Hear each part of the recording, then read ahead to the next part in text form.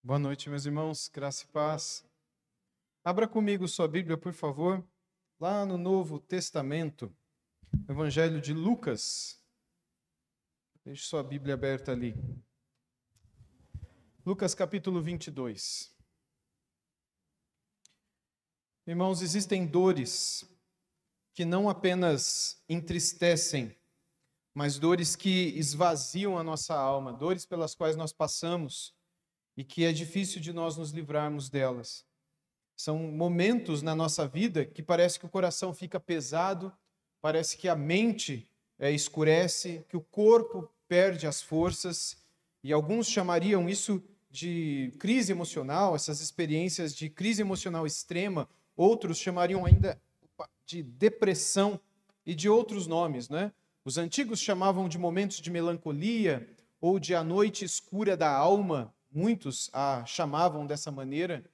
Mas independentemente da forma como muitos tratavam desse assunto, o fato é que ao longo de toda a história da humanidade, a humanidade tem conhecido o que é passar por este vale da sombra da morte. Vale da sombra da morte, como o rei Davi escreveu no Salmo 23, no versículo 4. E o nosso Senhor e Salvador Jesus Cristo também experimentou o vale da sombra da morte. Ele também passou por isso. E esse episódio, especialmente aquele que acontece no jardim do Getsemane, na noite anterior à sua crucificação, à sua morte, naquela quinta-feira da Semana da Paixão, na mesma noite quando ele realiza a última ceia com os seus discípulos, essa passagem mostra para nós que homens e mulheres de Deus, como o próprio Senhor Jesus, passaram e passam por momentos de muita dor, de muita dificuldade. Nós não estamos isentos disso. Aí em Lucas 22, que eu pedi para vocês abrirem, no verso 44, nós lemos assim. Você tem a versão NVI, né? Para a gente acompanhar. Ok, vou tentar acompanhar nela aqui também. Me digam se a minha versão está na mesma de vocês, tá bom? Estando angustiado, ele orou ainda mais intensamente, o seu suor era como gotas de sangue que caíam no chão. É isso mesmo? É isso. Ok. Veja, a angústia de Jesus, descrita pelo evangelista Lucas aqui, levou ele a orar intensamente, a ponto de a intensidade que ele viveu aquele momento fez com que ele suasse gotas de sangue. Esse fenômeno, suar gotas de sangue, ele é conhecido pela medicina moderna como hematidrose ou hemotidrose, alguns chamam dessa maneira, ou hematidroses também, e é uma condição muito rara, mas real, e existe de fato, na qual o indivíduo, debaixo de um estresse muito intenso, emocional, e de um medo extremo, ele acaba literalmente suando sangue. Isso existe hoje. Se vocês depois procurarem no Google, hematidrose, vocês vão ver fotos de pessoas, inclusive recentemente, não é, que passam pela experiência de suar gotas de sangue. Mas é uma condição extremamente rara, extremamente rara. E o que acontece é que pequenos vasos capilares, né, subcutâneos, e esses vasos que irrigam, né, as glândulas sudoríparas também, as glândulas de suor, elas se rompem devido a um enorme pico de tensão pelo qual a pessoa está passando. Um pico de pressão arterial mesmo, e de angústia psicológica mesmo. O sangue, então, ele vai se misturar com essas gotas de suor que estão ali nessas glândulas sudoríparas, e ele acaba sendo excretado através da pele, deixando a pessoa coberta de um suor avermelhado, de um suor de sangue, dando essa impressão de quem olha de fora. E hoje, a hematidrose, ela é tratada. Hoje ela é reconhecida, ela é clinicamente associada a episódios de terror intenso, de ansiedade aguda, de profundo desespero psicológico. E as condições, elas estão todas associadas dentro daquele guarda-chuva que eu mencionei ontem, chamado de depressão. E casos de depressão severa. E quando a gente fala essas coisas, lendo o que o texto bíblico fala sobre o que Jesus passou, inevitavelmente vem a pergunta: então Jesus passou por depressão? Você está cometendo essa heresia, esse absurdo de falar que Jesus teve depressão? Se nem crente tem depressão, será que Jesus teve? Não sou eu que estou dizendo isso, ok? O que eu estou dizendo é que existe hoje um quadro que está associado a esses quadros de depressão severas, nas quais pessoas suam gotas de sangue, conhecido como hematidrose. E toda a descrição bíblica de Lucas 22, quando registra o que Jesus passou na noite anterior à sua morte, descrevem exatamente aquilo que a medicina moderna descreve da pessoa que passa por esse quadro clínico aqui. Então, eu apenas estou lendo o que o texto bíblico diz. Ele não passa por esse estresse, por esse sofrimento à toa. Nós sabemos que não. Quando o texto bíblico fala que Jesus, a sua alma estava em agonia, não era uma agonia apenas espiritual, abstrata.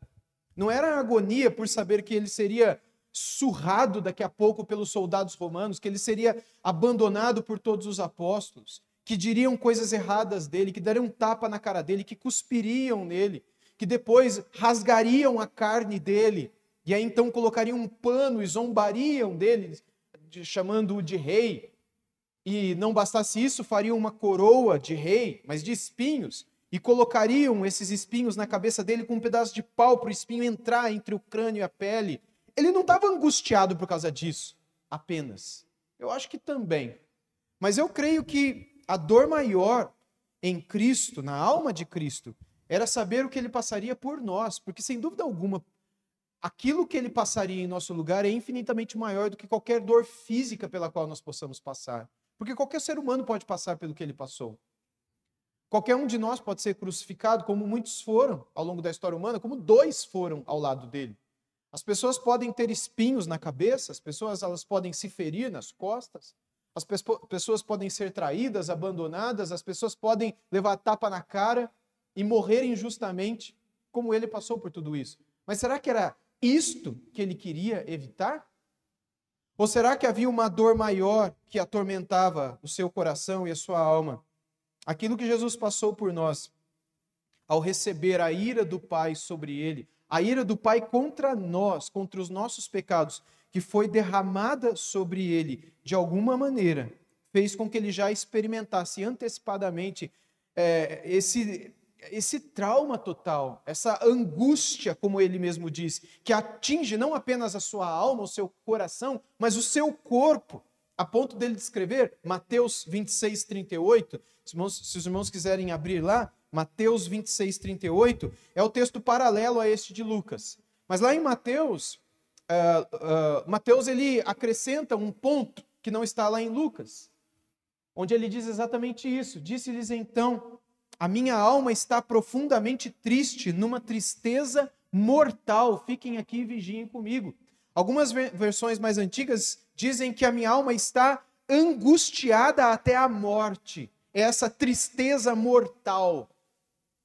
Você sabe o que é ter angústia de morte? Tristeza mortal. Não é só tristeza, mas é uma angústia horrível que o ser humano não foi criado para viver e que não é natural ao ser humano fora do estado pecaminoso. Cristo não cometeu pecado, mas ali ele já sabia o que ele estaria para receber algumas horas depois. E o que é que ele receberia algumas horas depois sobre ele? Os nossos pecados. Ele não só receberia os meus pecados, mas ele receberia os seus pecados. Ele seria, de um certo modo, o ser humano que mais pecados teve dentro de si, pelo fato dele ter levado sobre ele o pecado de todos nós, e a culpa de todos nós, e a ira que era sobre nós, foi derramada sobre ele. E essa angústia profunda, essa tristeza profunda que abateu a sua psique, a sua alma, fez com que ele entrasse numa tristeza mortal. E, irmãos, isso não é uma metáfora apenas. Isso é uma descrição de uma dor esmagadora. Jesus estava sendo esmagado fisicamente. E por isso passa por essa condição de suar gotas de sangue, essa tensão. Hoje a gente vai ver, agora, Jesus não apenas se identificando conosco no sentido de receber os nossos pecados e receber a nossa culpa, mas se identificando conosco também como quem sofre, como quem experimentou na sua própria carne o ápice do sofrimento humano, mostrando para nós o caminho de graça, quando uma angústia insuportável vier sobre nós, como veio sobre ele, uma angústia insuportável. Vamos voltar lá para Lucas 22 agora, onde estávamos? Nós vamos ler dos versos 39 ao 46. Lucas 22, do 39 ao 46. Diz assim a palavra do Senhor. Jesus saiu como de costume para o Monte das Oliveiras, e seus discípulos o seguiram. Ao chegar ao lugar, ele lhes disse: orem para que vocês não caiam em tentação. Ele se afastou deles a uma pequena distância, ajoelhou-se e começou a orar. Pai, se queres, afasta de mim esse cálice.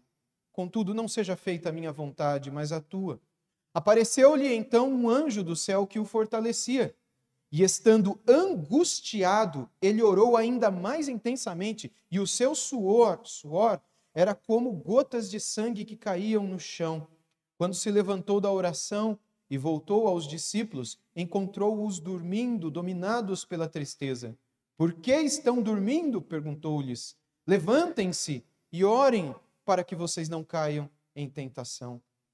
Ou seja, como a gente leu em Mateus agora há pouco, não é? A alma dele estava numa tristeza mortal, profundamente triste. Aqui no 44 a gente leu completamente angustiado, a ponto do seu suor tornar-se como tornou. Lá em Hebreus, capítulo 4, versículo 15, o autor de Hebreus vai dizer que ele, vendo a nossa vida e sabendo que daria a vida por nós, ele toma sobre ele tudo aquilo que era nosso, para poder se tornar o nosso representante maior.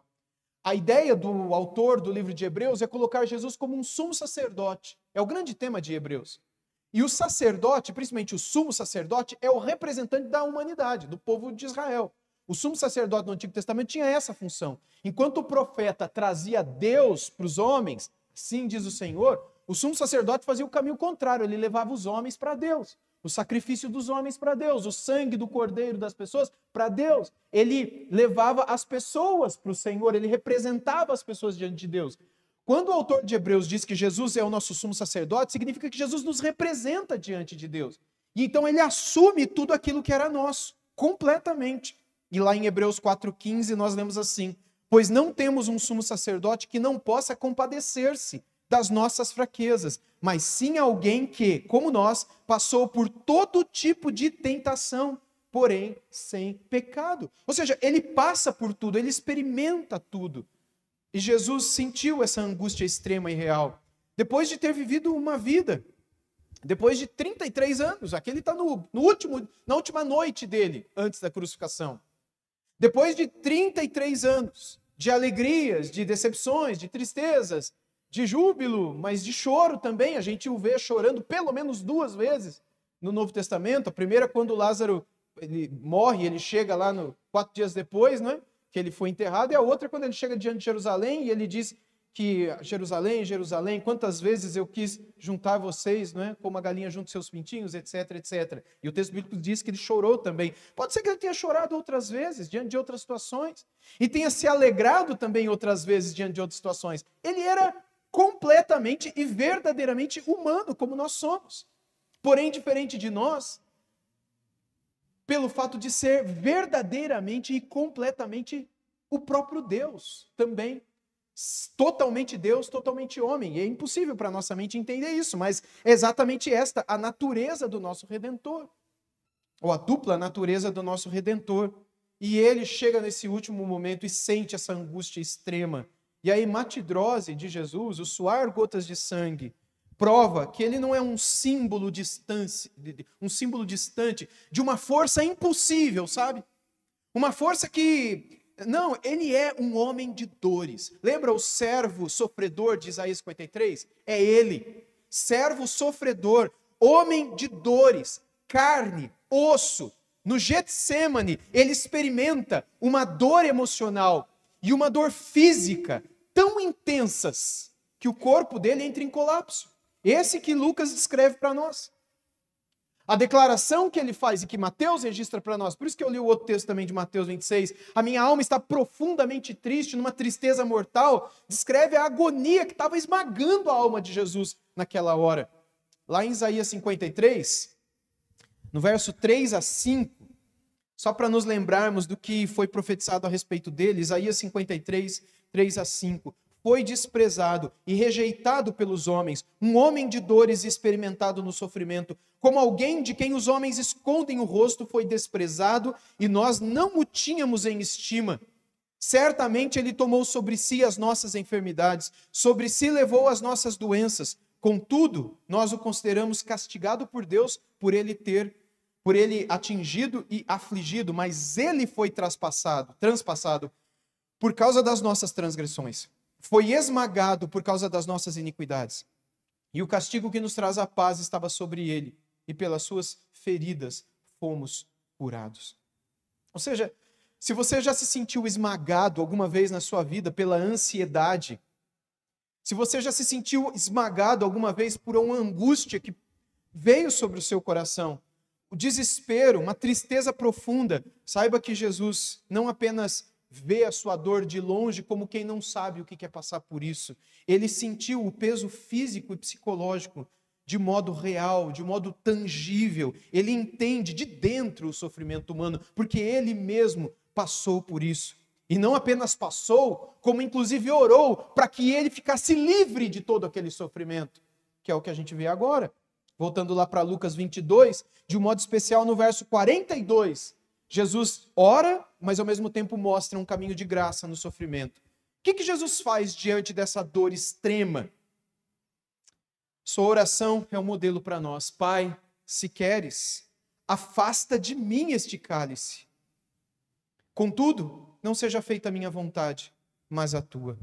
Ou seja, Jesus ele não nega o sofrimento dele. Afasta de mim este cálice, não é? Ele não espiritualiza o sofrimento de maneira superficial. Enfim, ele não finge ficar bem. Não, tá tudo bem, eu sou Jesus, eu sou Deus, eu vou passar por isso bem, eu domino no peito e saio jogando. O que é isso? Isso aqui para mim não é nada. E Jesus, ao mesmo tempo, também não mente, ele não está fingindo o que está passando. Ele é o caminho, a verdade e a vida. E o que ele passa é verdadeiro. A dor dele é real. As lágrimas dele são reais. O sangue misturado com suor, nesse estado de profunda tensão, é real. Tudo isso ele passa, e ele passa por causa de você, por causa de mim. Porque ele sabia que os nossos pecados seriam lançados sobre ele. E ele pede, se queres, se podes, se possível, afasta de mim esse cálice. Contudo, não seja feita a minha vontade, mas a tua. E essa expressão de submissão à vontade do Pai é a grande chave aqui. E é aquela pela qual muitos de nós, muitas vezes, não passa, porque nós pecamos. E ao invés de nós nos submetermos à vontade, nós queremos agir conforme ao nosso próprio braço, conforme a nossa própria mão. Lá em Hebreus, mais uma vez, voltando ao autor de Hebreus, no capítulo 5, versos 7 e 8 agora, Hebreus 5, 7 e 8, nós lemos assim: durante os seus dias de vida na terra, Jesus ofereceu orações e súplicas, em alta voz e com lágrimas, àquele que o podia salvar da morte, sendo ouvido por causa da sua reverente submissão. Embora sendo filho, ele aprendeu a obedecer por meio daquilo que sofreu. Ou seja, quem conviveu com ele sabe que ele realmente e verdadeiramente sofreu. A graça não impediu a dor na vida do nosso Salvador. A graça, ao invés de impedir ele de sofrer, sustentou ele no meio da dor. E essa é a mesma graça que ele oferece para nós. A minha graça te basta, ele disse para Paulo, lembra? Porque o meu poder se aperfeiçoa na sua fraqueza. Porque quando vocês são fracos, então é que vocês são fortes. Porque é quando a minha graça bastará para vocês. A graça não nos livra das dores. A graça nos sustenta nas dores, nas depressões. E é essa mesma graça que ele oferece a nós em nossas angústias. Onde a gente também pode clamar para Deus nos livrar daquilo, mas ao mesmo tempo a gente pode se submeter e dizer, se o Senhor quer que eu passe por isso, eu sei que o Senhor estará comigo até o fim. Ou como Davi disse, ainda que eu andar pelo vale da sombra da morte, não temerei mal algum, porque tu estás comigo, e a tua vara e o teu cajado me consolam.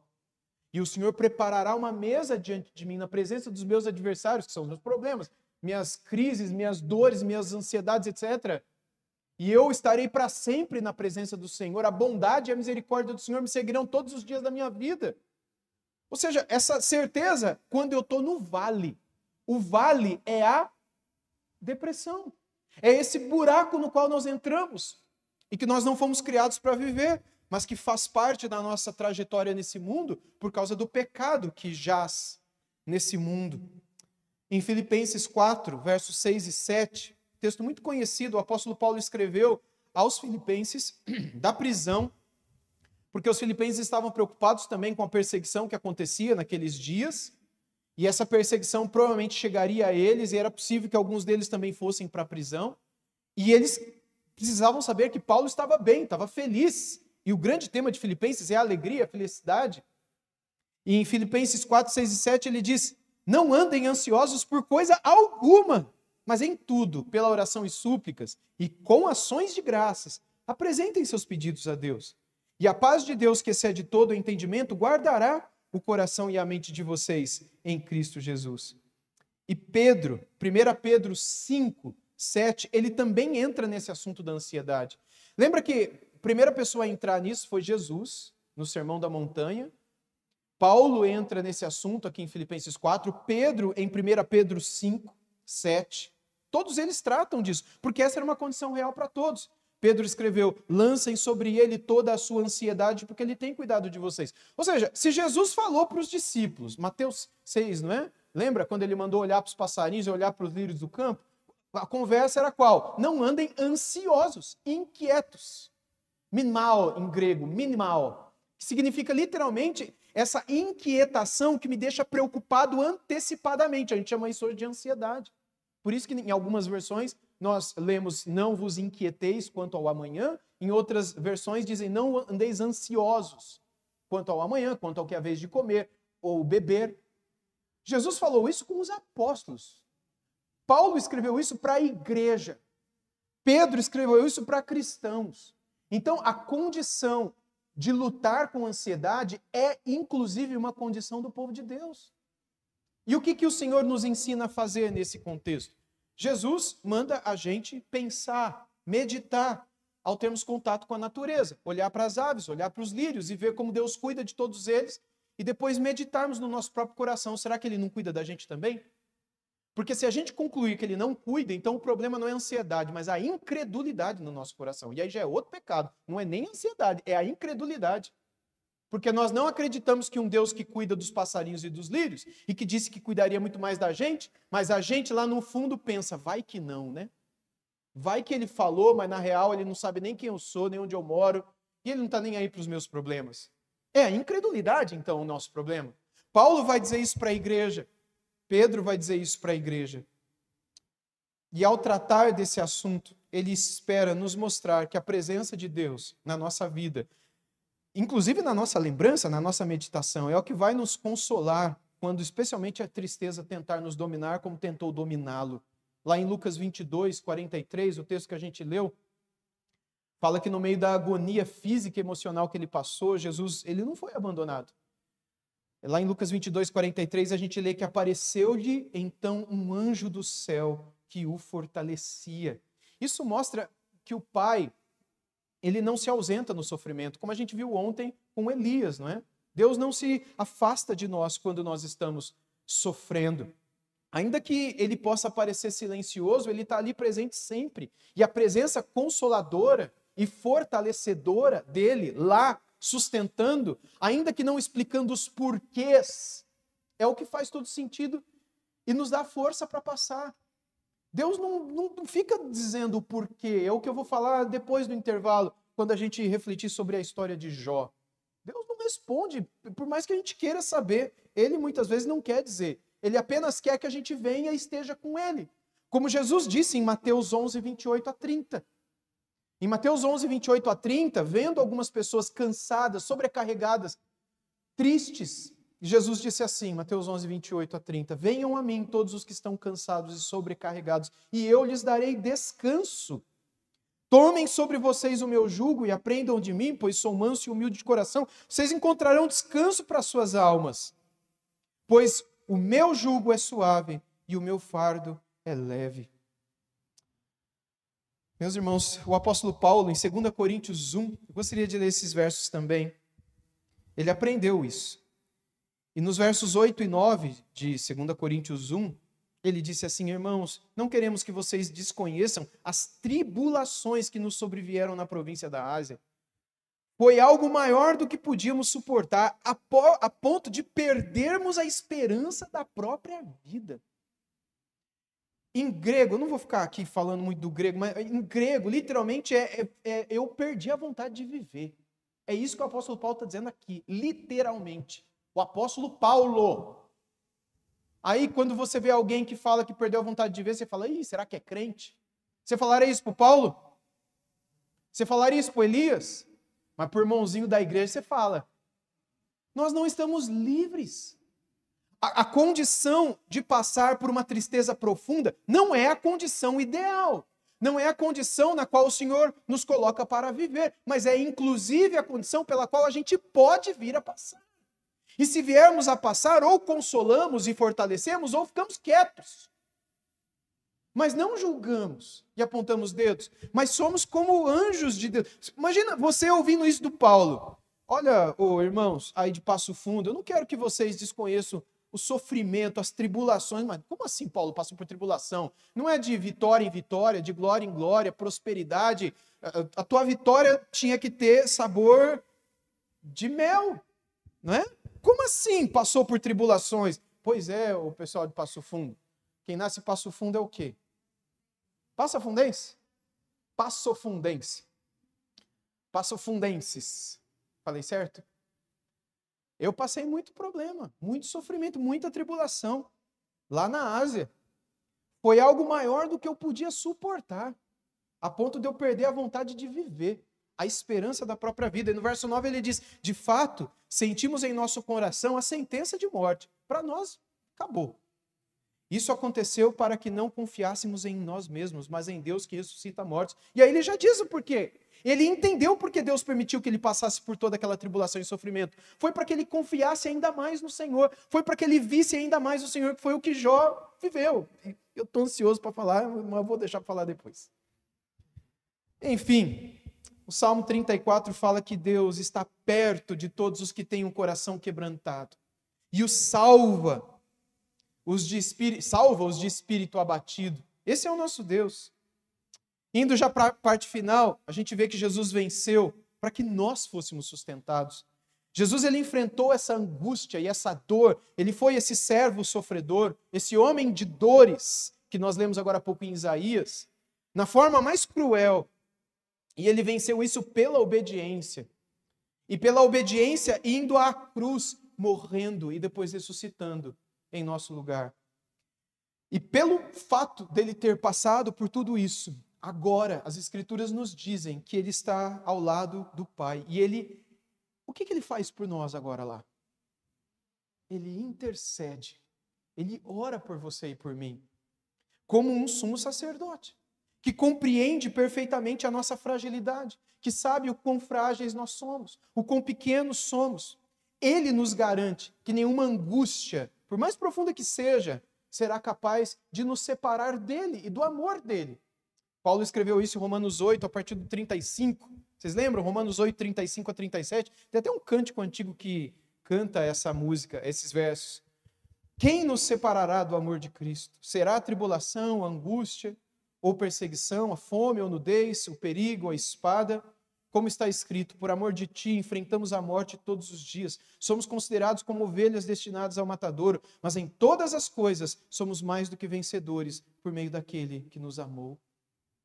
Eu vejo às vezes pessoas usando esse versículo, né, o 37, somos mais vencedores, para dizerem, né, que você tem que ser um vencedor na vida, você tem que ser um vencedor na sua área. Você é padeiro, você tem que ser um vencedor na melhor padaria da cidade. Você é um mecânico de automóvel, você vai ser vencedor. Você é um médico, você vai prosperar. Você, sabe, esse tipo de vitória financeira. Você vai ser um vencedor na família, você vai ser o melhor pai, o melhor marido lá da tua rua. Você vai ser um vencedor. É isso que Paulo está falando aqui, irmãos? Paulo não está dizendo isso. O Espírito Santo não está usando a boca de Paulo para dizer isso. Ele está dizendo que em meio a todas as lutas e sofrimentos que você e eu possamos passar na vida, em todas elas, Ele nos dará a vitória, ainda que passando por elas. Ou seja, elas não serão o fim. Ele pode nos colocar no vale da sombra da morte, depois dele ter colocado a gente para pastar em pastos verdejantes, em águas de refrigério, e aí depois ele joga a gente no vale, mas o fim não vai ser o vale. E é isso que ele garante aqui. Ele não nos criou para nos deixar ali, naquele vale de ossos secos, mas para nos tirar de lá e nos colocar fortes no seu exército, para servirmos a ele como servos deste rei. É nesse sentido que nós venceremos a depressão, venceremos as angústias, venceremos as dores, venceremos os sofrimentos, venceremos quaisquer condições que possam vir nos abater. A gente vai vencer a própria morte, gente. Você pode dizer que você vai vencer o câncer, você vai vencer a hepatite, você vai vencer a diabetes, você vai vencer tudo. Isso não significa que você vai ser curado de tudo até o final. Mas a condição final, o ponto final da tua história, quem dá é Ele. E no final é vitória sobre tudo isso. A morte não tem a última palavra. O câncer não tem a última palavra. O luto não tem a última palavra. Nada que o pecado promoveu nesse mundo tem a última palavra. Quem tem a última palavra é aquele que é o alfa e o ômega, o princípio e o fim. E no fim ele restaura e faz novas todas as coisas. E ele diz que ele enxuga toda a lágrima, ele destrói a morte, ele destrói o pecado e ele nos leva para um novo céu e uma nova terra. Essa é a última palavra. E eu creio, meus irmãos, que a angústia extrema de Jesus aqui, marcada fisicamente pela hematidrose, suar sangue, não foi sinal de fracasso espiritual, óbvio que não, mas foi a profundidade de sua identificação com você e comigo, e parte do plano redentor de Deus. Isso nos ensina que a dor é real, e ela pode se manifestar no corpo, mas Jesus experimentou e entendeu profundamente essa dor. E ele pode, como um sumo sacerdote perfeito para nós, que é o que o autor de Hebreus escreveu, em nos entender e interceder por nós, como quem sabe o que é padecer. Isso também nos ensina que a graça está disponível, mesmo quando a gente não sente forças. A graça que o sustentou é a graça que ele mesmo disse para Paulo, que sustenta todos os discípulos dele, quando estes estão fracos, quando estes estão desesperados, sem ver uma porta aberta, um caminho de solução para o problema, e isso os incomoda. A graça está disponível. Na hora certa ele abrirá a porta, às vezes invisível e miraculosamente. Ele também nos ensina que a oração honesta, como aquela que ele fez, Pai, passa de mim esse cálice. Contudo, não seja feita a minha vontade, mas a tua. A oração honesta é o caminho da sobrevivência. É um chamado, na verdade, de sobrevivência. Você pode e deve orar aquilo que você gostaria que acontecesse. Senhor, me cura. Senhor, tira dessa situação. Senhor, me leva para lá. Senhor, abre esse caminho. Mas que não seja feita a minha vontade, mas a tua.